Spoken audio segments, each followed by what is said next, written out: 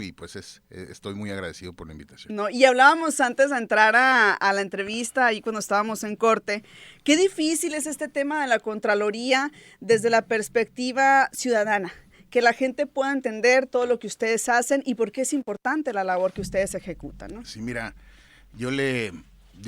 a manera de broma y no, le digo al gobernador y a mi familia, nadie tiene el don de la omnipresencia, más que Dios, ¿no? Y ni así puede evitar que nos portemos mal, ¿no? O sea, Dios está en todas partes para quienes son creyentes, pero tenemos a fin de cuentas el libre albedrío de portarnos bien o portarnos mal. Él no lo puede evitar. Una Contraloría no está en todas partes, no puede estar como policía detrás de cada uno de los servidores públicos, son 68,000, casi 69, y no puede evitar que eventualmente alguien se coluda con un empresario, que un policía le pida una mordida a un ciudadano. No lo podemos hacer. Lo que podemos hacer es establecer controles, establecer programas y ser muy inexorables, muy inflexibles cuando alguien se porta mal. Y obviamente castigarlo ejemplarmente y que los demás lo sepan, ¿no? Nosotros solos, de entrada, te digo, no podemos hacerlo todo. Nos acompañamos de la Fiscalía Anticorrupción, por ejemplo, de Sonora, que ha sido muy activa en este sexenio, pero muy activa y muy prudente. Hemos sido muy, muy bajo perfil, no nos interesa el escándalo mediático, no nos interesa salir a decir, mira, hay una cacería de brujos, porque ya la experiencia nos demostró hace 6 años que mucho ruido, pocas nueces. Sí, pasó con el sexenio de Claudia Pavlovich, ¿no? Así ya lo tuvimos, ya lo vivimos. Y ahorita que comentaba usted que se tiene que trabajar, yo recuerdo que en octubre del año pasado, si mal no recuerdo, ustedes presentaban por ahí, pues se presentaba más bien un modelo de Sonora de control de riesgos de corrupción, en donde se establecían por ahí ciertas estrategias justamente para dar seguimiento al actuar de servidores públicos. ¿Sí? ¿Cómo les está yendo con esto, secretario? Bien, es complicado, ¿no? Es complicado porque precisamente para dar tiros estratégicos definimos que teníamos que enfocarnos más y poner controles adicionales a los espacios de mayor riesgo. Mucha gente venía y me decía, oye Memo, yo soy profesor rural y a mí me traen Lázaro con la declaración patrimonial y ¿yo qué pues?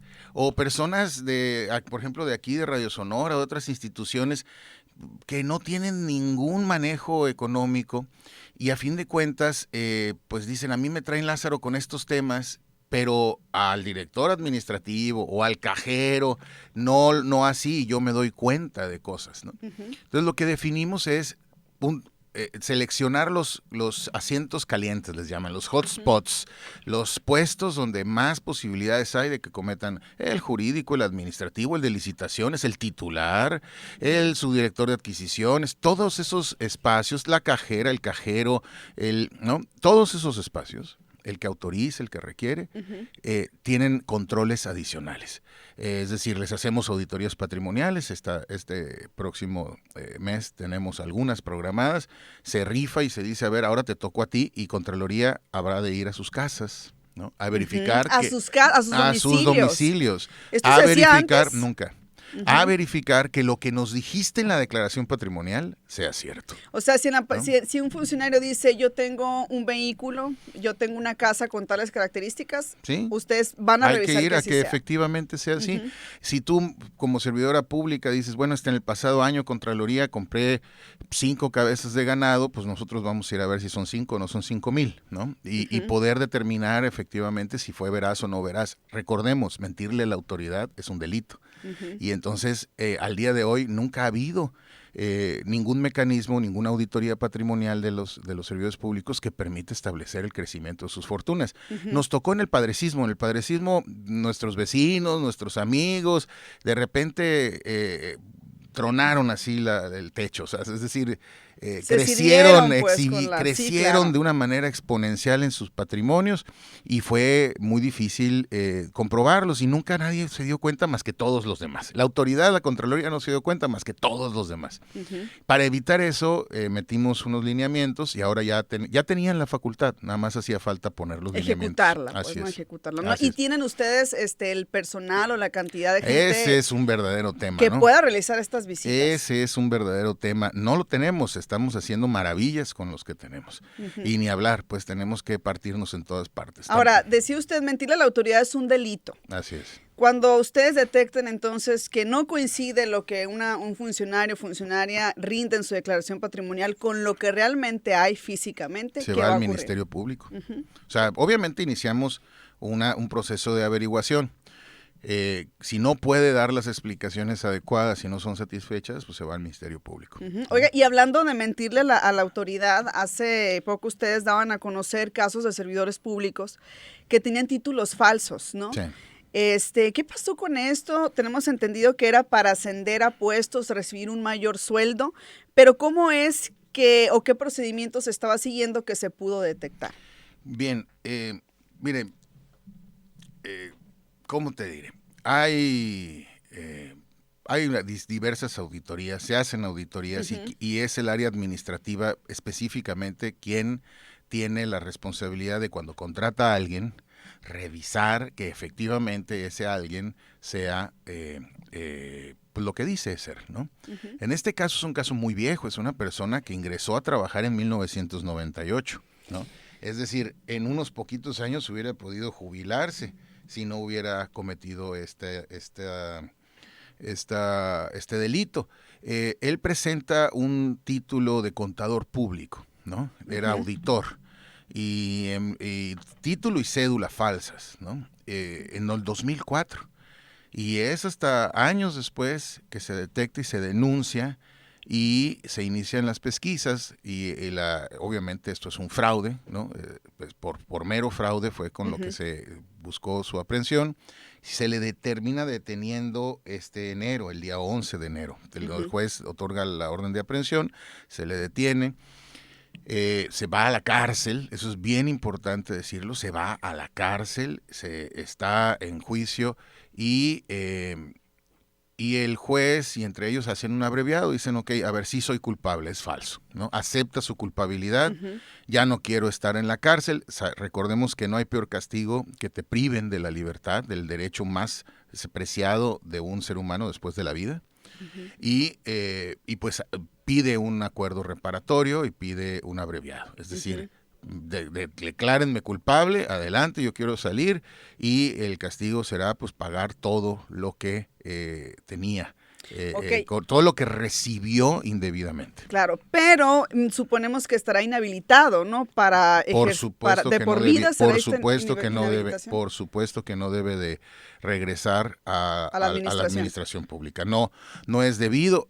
Esta parte penal viene acompañada de la parte administrativa. En la parte administrativa a nosotros nos toca la inhabilitación. ¿No? Y ahí ustedes van a asegurarse de que nunca más vuelva a ocupar un cargo. No debe de ocupar ningún cargo. Y eso me interesa decirlo porque ha habido versiones en las que señalan, bueno, pues va a regresar. No va a regresar, no debe de regresar, ¿no? Ni al Estado ni a municipios, o ya en municipios. Ni en el Estado. Mira, es muy importante decirlo. Una vez que te inhabilita una Contraloría, y es una de las cosas que hemos hecho en la Asociación de Contralores Nacional que tenemos, es compartir información.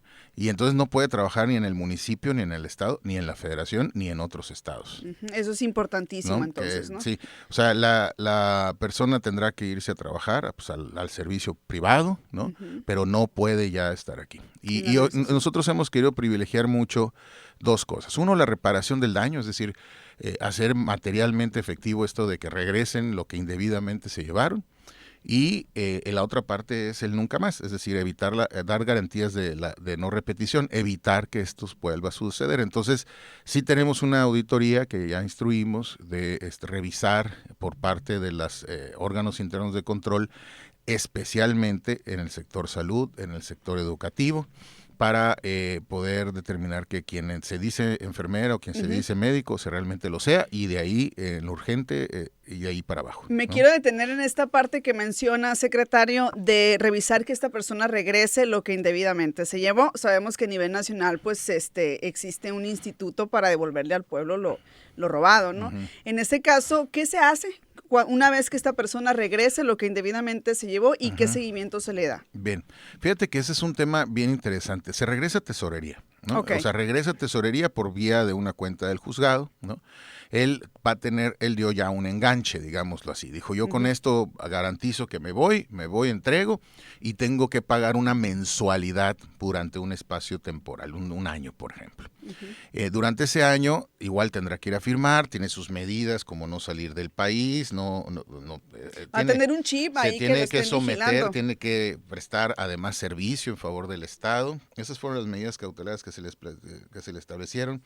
Debe ir a firmar cada 15 días y no puede salir del país. En esa lógica, esta persona tiene que depositar mes con mes. Si no deposita, se le va y se le aprende y se vuelve a internar, ¿no? Ese es el nuevo modelo y en el nuevo sistema es lo que se privilegia. Si es un daño patrimonial lo que se hizo, pues con patrimonial y con este tratamiento es como se les da, ¿no? Muy bien. Y eso hemos estado haciendo, recuperando dinero. No traigo la cifra ahorita, Okay. pero entre la Contraloría y la Fiscalía Anticorrupción, esa ha sido nuestra política, ¿no? Okay. Privilegiar el recuperar el dinero. Muy bien, estamos platicando con el secretario general de la Contraloría, Guillermo Esparza, que nos acompaña acá, Guillermo Noriega Esparza, que nos acompaña acá en cabina. Vamos a mensajes y regresamos, todavía hay muchísimos temas más que platicar, que conversar. Esto es Sonora Noticias AM. Con mucho gusto. Sonora Noticias AM, con Miriam Andrade. Radio Sonora en nuestras redes sociales. Facebook, @Radio Sonora 947 FM. La legendaria barra de rock de Radio Sonora a partir de las 9 de la noche, lunes, Perro Androide. Martes, La Tocada Sonora. Miércoles, Audio Rock. Jueves, Alternativo Mexicano. Viernes, Rock Sin Fronteras. Lunes a viernes en vivo. Barra de rock en Radio Sonora. En enero, aprovecha los descuentos por pronto pago en la revalidación vehicular 2023. 10% al realizar tu pago en el portal www.haciendasonora.gov.mx y 5% de descuento en agencias fiscales, bancos y comercios participantes. No dejes pasar la oportunidad. Enero, mes de la revalidación vehicular. Secretaría de Hacienda. Sonora, tierra de oportunidades. La antigua Oposura, ríos y campos que forjan el carácter de quienes la habitan. Desde el siglo XVII, Moctezuma, municipio que deja huella en nuestras raíces.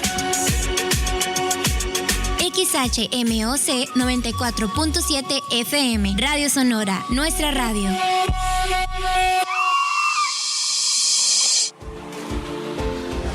Sonora Noticias AM.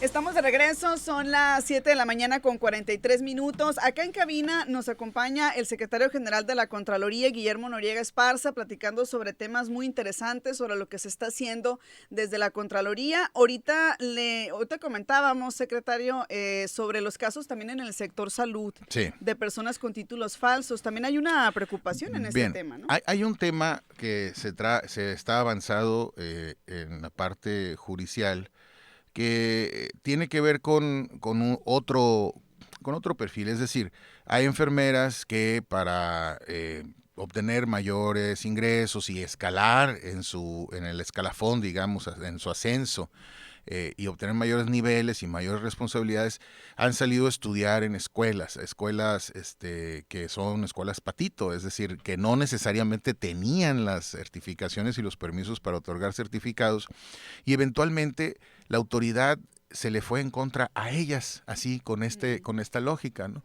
Nosotros, pues la verdad, sabemos que ellas no tienen la culpa, que a fin de cuentas ellas fueron fraudeadas, entonces la investigación está enfocada más bien en esta escuela, okay, que pues fraudeó a estas personas. Pero ahí la llevamos con esos temas. Sé que es un tema bastante complicado, hay mucha gente que nos ha levantado la mano y nos ha señalado a personas, y les invitamos a que nos digan si tienen sospechas respecto de alguien o saben que alguien hizo trampa. Pues esto es un delito, es un fraude y nos pone en riesgo absolutamente a todos, porque ojalá fuera como estas enfermeras, que son enfermeras que tienen la preparación y que hicieron, a fin de cuentas fueron víctimas de un delito, ojalá fuera así, pero si no son enfermeras nos ponen en riesgo absolutamente a todos. Claro, ¿no? ¿Y cuántas enfermeras más o menos estarían en esa situación hasta el momento? Pues este grupo tengo entendido que son entre 8 y 15 enfermeras más o menos, no traigo el dato exacto, pero sí son un grupo más o menos numeroso. Ahora, el problema es que no sabemos en la generalidad, lo que vamos a hacer, lo que estamos haciendo es auditando precisamente esto. Haciendo una averiguación y revisando y cotejando con profesiones a nivel nacional. Esto en poco va a quedar el informe y se hace de manera automática. De hecho, estamos desarrollando esa aplicación para poder conectarnos vía una API a la Secretaría de Educación Pública, que tiene su padrón donde puedes verificar la cédula profesional de las personas. Entonces, ahí. 15 enfermeras que pertenecían o que trabajaban en la Secretaría de Salud. Ok. Así es, perdón, me agarraste con el café. No te preocupes, es que está haciendo mucho frío y estamos acá. Me agarraste con el café.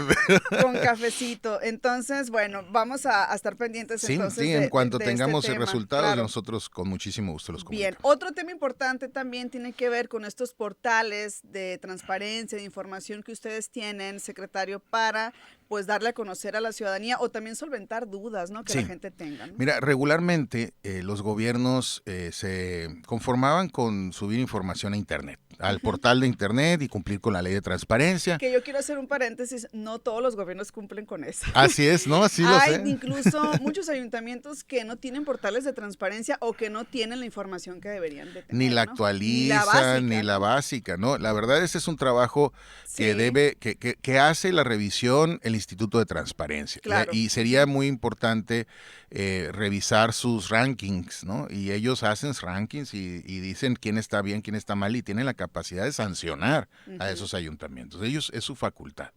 En nuestro caso, como gobierno del estado, pues el compromiso del gobernador Durazo ha sido con la transparencia. Claro. Hay que ser transparentes, suban toda la información, el que nada debe, nada teme.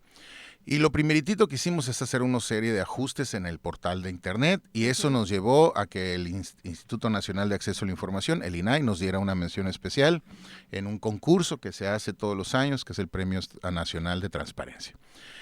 Nada más haciendo una serie de ajustes y haciendo amigable el portal y todavía nos falta, ese portal donde se cumple con la ley nos falta.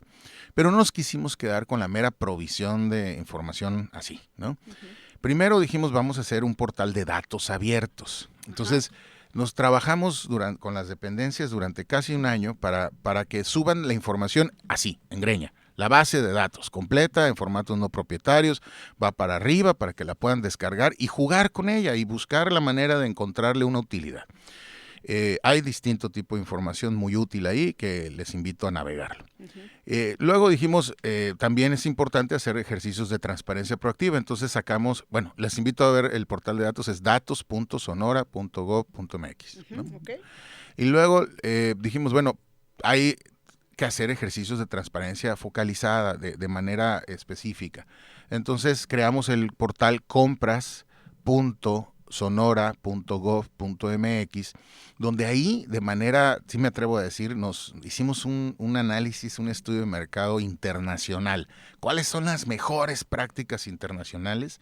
Y las rebasamos. O sea, nos lucimos y nos fuimos a poner, tú puedes encontrar ahí quién compra, qué compran, a quién le compran, quiénes son los proveedores que más facturan al gobierno, quiénes son, puedes encontrar todo el proceso licitatorio, puedes encontrar todos los documentos de la licitación, descargarlos, revisarlos, estar pendientes en tiempo real de cuando una licitación se está llevando a cabo, puedes jugar con las bases de datos igual que están ahí metidas. O sea, puedo saber incluso hasta quién le compra el gobierno las hojas blancas. Es correcto, sí. ¿Así? Y quiénes son los que más venden hojas blancas y quiénes no. Papelería, por ejemplo, le pones y tienes un buscador. Quisimos, es importante poner un buen buscador. Entonces pusimos un buscador de última generación, que le pones papelería y te salen todos los procesos licitatorios en todo el gobierno que hicieron compras de papelería, ¿no? Y ya te van diciendo, este proveedor dio tanto y lo contrató fulanito, y te puedes ir jugando con eso para poder ver cuántas dependencias le compran a ese mismo proveedor, ¿no? Y eso, la verdad, estamos muy orgullosos de ese portal. También había antes un portal que se llamaba tuobra.mx.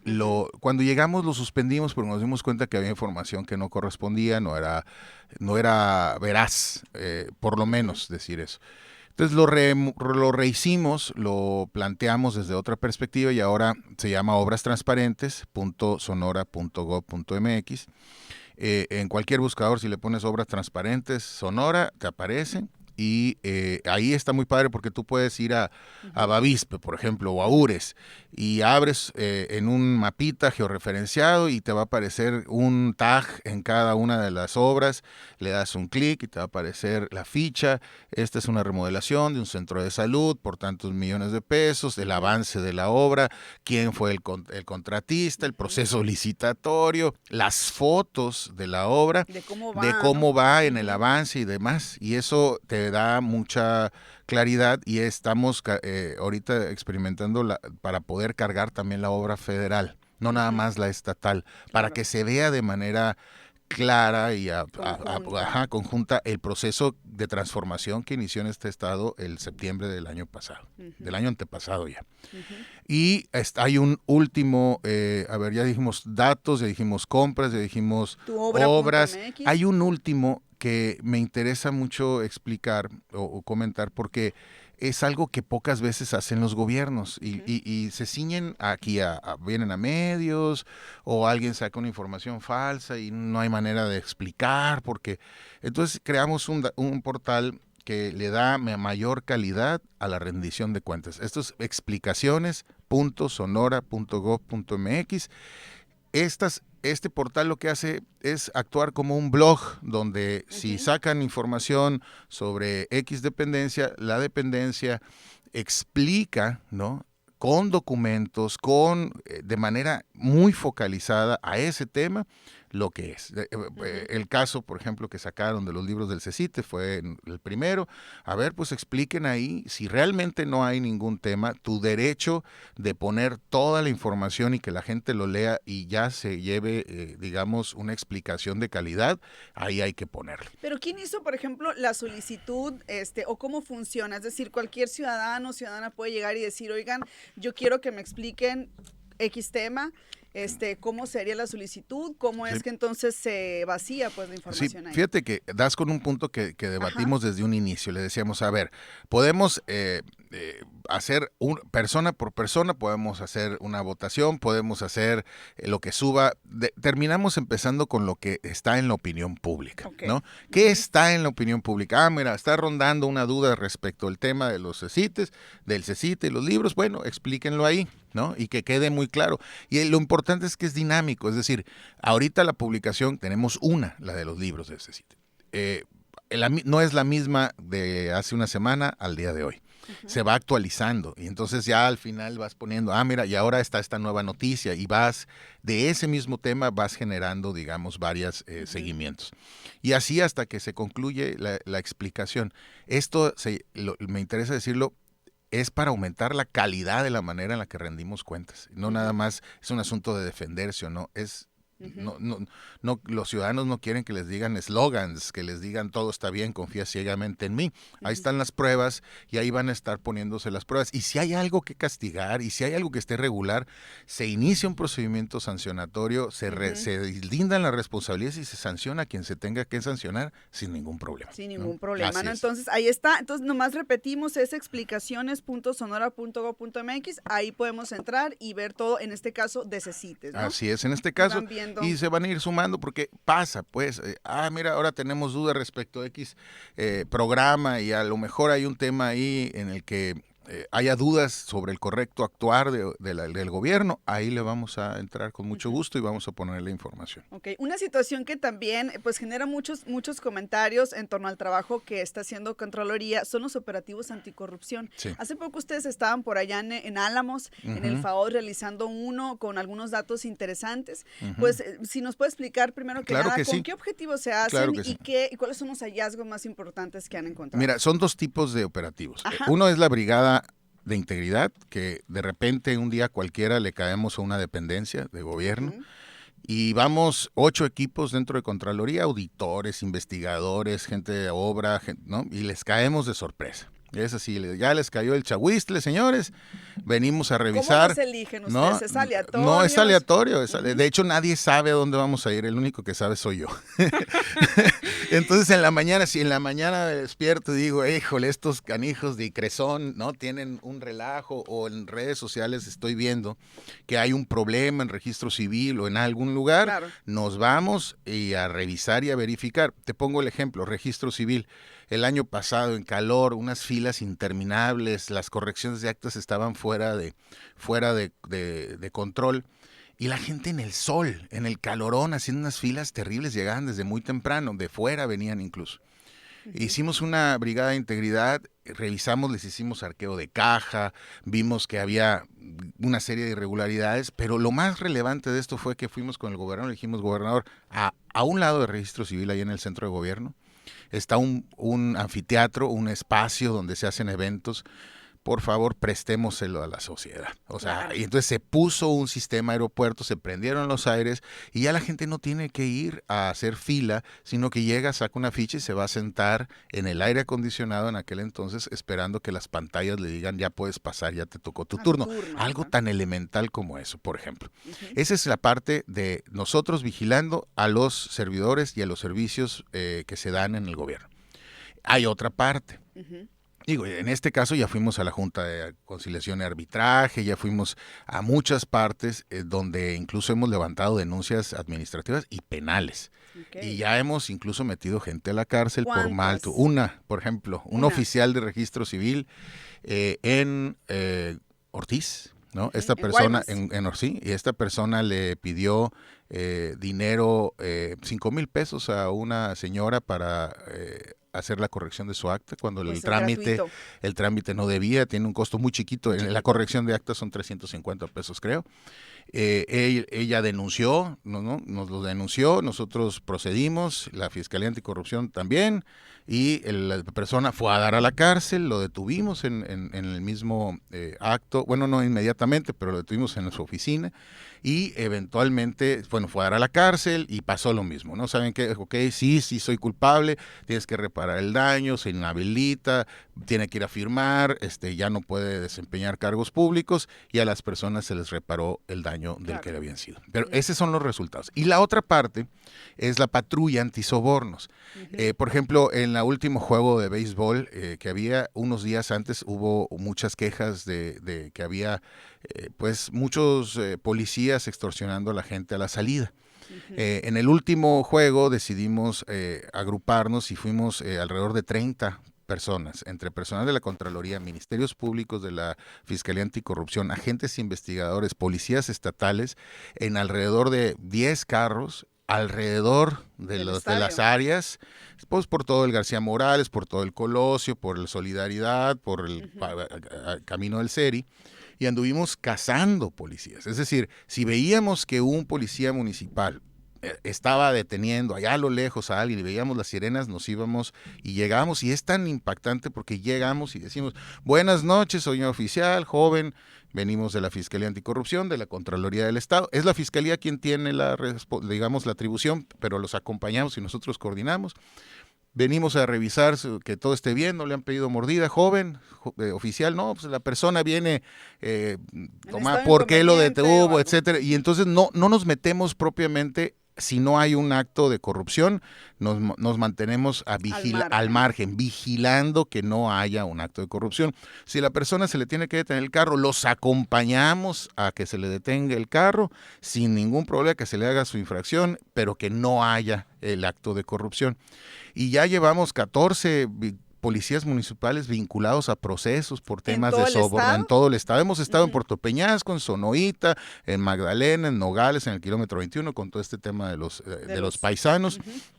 Hemos estado en Álamos, aquí en Hermosillo ya varias veces, y nos hacemos acompañar, invitamos a los contralores municipales, fíjate, para que nos acompañen y revisen la actuación de sus servidores. Muy bien, pues sin duda alguna es muchísima la actividad que tienen por ahí en Contraloría. Desafortunadamente el tiempo no alcanza, pero sí, secretario, por reiterarle la invitación para que más adelante nos acompañe de nuevo acá en Radio Sonora, las puertas abiertas, y que compartamos estos temas para que la audiencia se entere de lo que están haciendo. Con mucho gusto y mil gracias por la oportunidad de platicar. No, pues ahí está. Muchas muchísimas gracias, Guillermo Noriega Esparza, secretario de la Contraloría General del Estado de Sonora. Con esto vamos a mensajes, regresamos. Listo. Sonora Noticias AM con Nidia Andrade.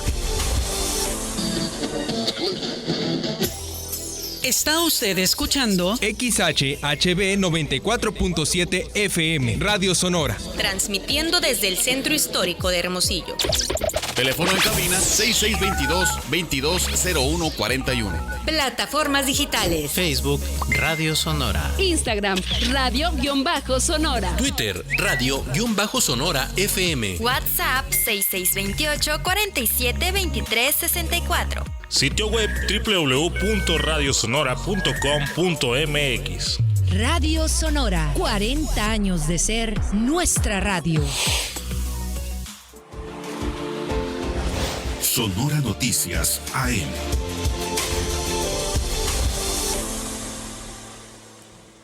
Ahí está, son las 8 de la mañana con un minuto. Estamos iniciando nuestra segunda hora de noticias por acá en Radio Sonora, Sonora Noticias AM. Tenemos algunos mensajitos por acá que nos han hecho llegar ustedes. Por acá ahorita vamos a leer un mensaje que tenemos por acá, lo vamos a dejar pendiente. Pero bueno, recordarles a ustedes nuestras formas de contacto, 6622-220141, la línea en cabina. Y nuestro mensajero, nuestro WhatsApp, 6628-472364. Aquí recibimos todos sus comentarios, todas sus preguntas, opiniones. Nos gusta mucho escuchar las opiniones también que ustedes tengan en torno a los temas que abordamos para acá en Sonora Noticias, ¿no? Y bueno, tenemos más información. Tenemos a nuestro compañero Aarón Araiza, ¿verdad? Ya en la línea telefónica. Lo que pasa es que hubo una actividad muy intensa durante este fin de semana. Estuvo de visita por acá en Sonora, concretamente en Hermosillo, el diputado federal Gerardo Fernández Noroña. Y allí estuvo nuestro compañero Aarón Araiza dándole seguimiento y dándole cobertura a esta visita. Aarón, muy buenos días, ¿cómo estás? Hola, ¿qué tal? Buenos días, buen inicio de semana para ti, Nidia, y todo el auditorio. Sí, una jornada movida, intensa, la que hubo el fin de semana, ya que estuvo presente aquí en Sonora el diputado federal Gerardo Noroña, quien aquí